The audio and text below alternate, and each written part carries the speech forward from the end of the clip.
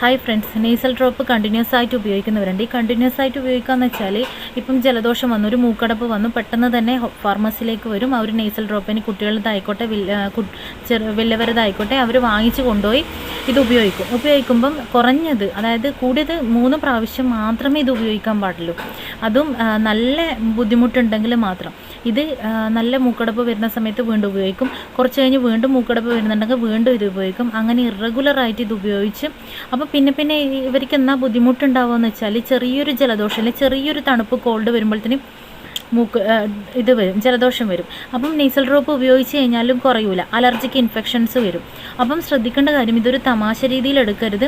പിന്നെ എന്ത് വന്നാലും, അതായത് നേസൽ ഡ്രോപ്പ് ഉപയോഗിക്കുന്നത് ഒരു 6 മാസം കണ്ടിന്യൂസ് ആയിട്ടൊന്നും ഉപയോഗിച്ചുകൂടാ. ഒരാഴ്ച ഉപയോഗിച്ച് കഴിഞ്ഞ് മാറുന്നില്ലെങ്കിൽ ഡോക്ടറെ കാണിച്ചിട്ട് ബാക്കിയുള്ള കാര്യങ്ങൾ ഫോളോ അപ്പ് ചെയ്യുക. ഓക്കെ.